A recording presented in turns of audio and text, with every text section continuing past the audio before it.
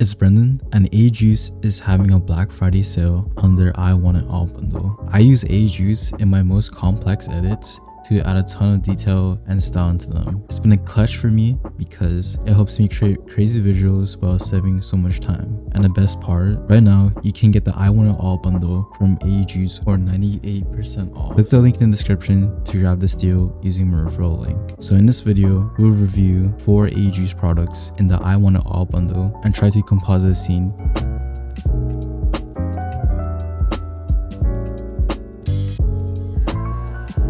Starting off, we have the animated sketches pack. You can choose from many elements and a variety to add a lot of detail to our scene. So for our first scene, I want to add some sketches towards this character, like so. Let's add maybe this map leading thingy. And we can scale it down and reposition it how we like. And another way to make this scene pop out more with this animated sketches pack is by using 3D camera to have the same movement as the scene. So let's pre-compose and add a camera tracker effect. So from here we can choose any points. Let's try to choose one on his head. Right click and create solid and camera. From here we could just turn off the solid and enable 3D on our graphics from the animated sketches pack. So it's already following that shaky movement from this train. Now we can adjust our position and rotation.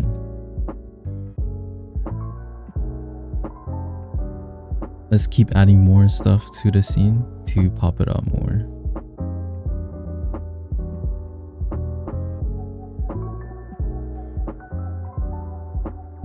Let's try road brushing our scene to put some graphics behind our character.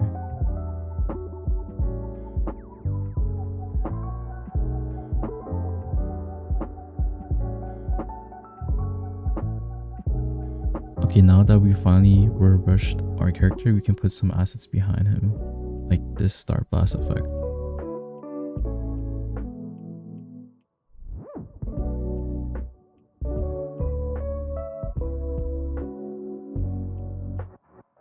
Now that we finished compositing our scene and adding all the details we want, we can add in other effects as well to pop out the scene more. Let's add camera lens blur.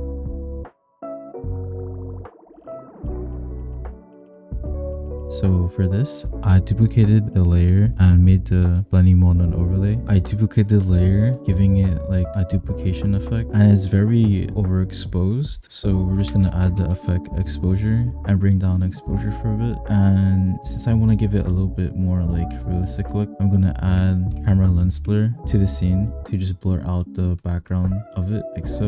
And from this, I want to darken it down, so we can use tint to darken it. We're just gonna set the map white to black and then mount to tint. We'll play with it until it'll be like the results of it. So I think this would be fine right here.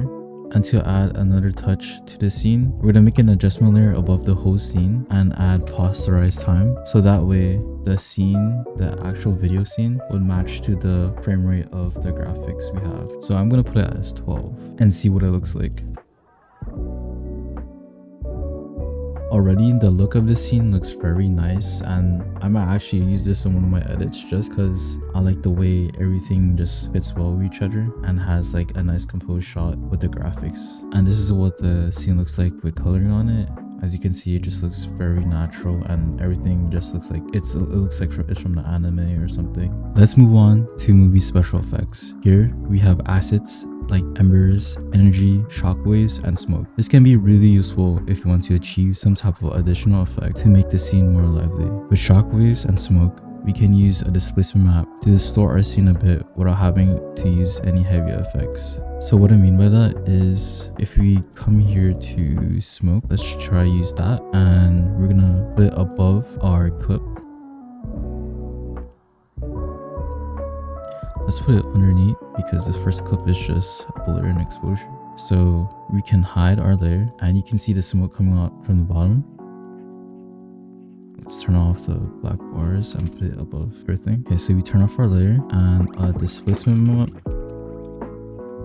and make the layer set to our displacement map, which is our smoke layer. And then we can adjust our horizontal and vertical displacement like so.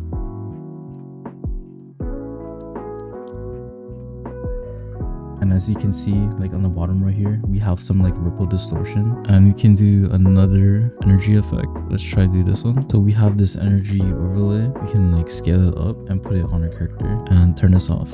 And we could just copy and paste that same adjustment layer, and we just gotta change to the displacement map layer to the new one we just imported in. As you can see already, the displacement map with the overlays helps it give more realistic look to it, making the overlays complement each other, having the scene feel more natural. And let's add a bit of dust to the scene. Okay, for the dust, we can put it underneath our mask layer to help fit in. We could make it a little bit bigger, lower it a little bit, and lower down opacity so it's not too heavy. And let's add another layer of the dust just to fit in the foreground of the scene. Make it a little bit bigger.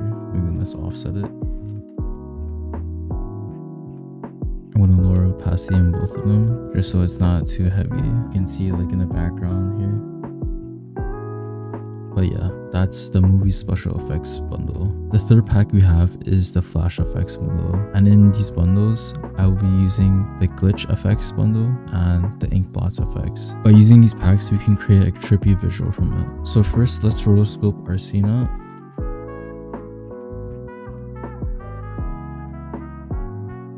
Now that we rotoscope our scene, let's try to add a background element to overlay onto our scene. Let's try to add this polka dot effect on it. And now let's try to add another one onto it. So I don't want it to be on the whole scene.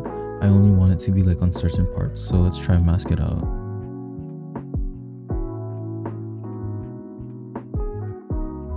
And this is what we have. We can always feather it to expand it more. Let's add deep glow to enhance our scene even more and giving it a glowy look.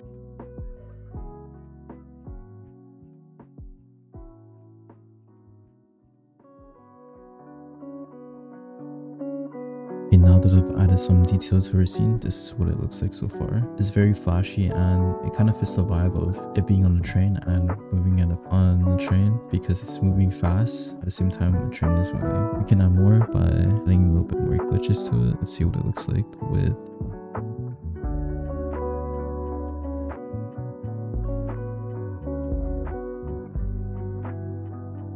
okay, this is what it looks like now with all the other elements I've added. For the final touch, let's find something from the ink blots effects and see if we can match it inside of our scene.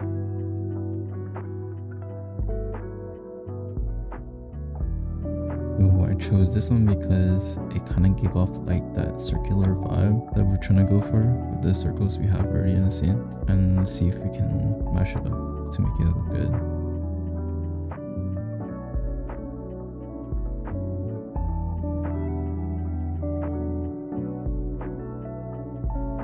Okay, this is what the scene looks like with the ink blot. Maybe I could just put this in the back of him.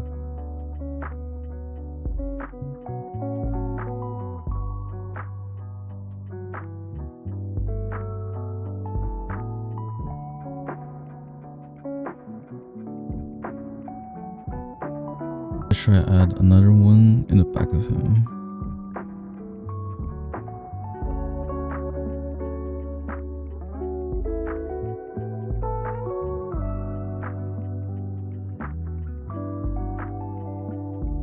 This is what we have so far with our scene. It looks very trippy and it just has like a lot of lights. I was just trying to make it look kind of like glitchy-ish and trippy at the same time, but I'll add more effects there to enhance the scene overall. Finally, we have the lens flare pack. I like using this since it makes my scenes feel more realistic and it gives another layer of depth into it. So from here we can just choose from a multiple of lens flares right here or like a flicker effect to it. I think I'm gonna go with this one.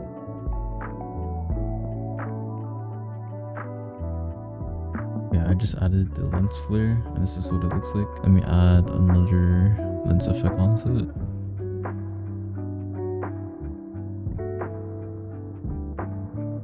Let's see what the coloring and posterize time looks like on this code. So this is what our scene looks like right now with all these crazy visuals going on. It just looks like a lot of light going on. I think we can adjust that by using curves. So this is what our scene currently looks like right now. And this is thanks to the lens flare effect. It has a ton of detail and just looks very dynamic overall because of like how many lights are going on, and it looks like it's just like wrapping around like the scene. It just looks like a completed scene that would be in an edit. Thanks again for watching, and if you want results like this in your edits, don't forget to click the link in the description to get AEJuice I Want It All bundle for 50% off. Until next time, and see you.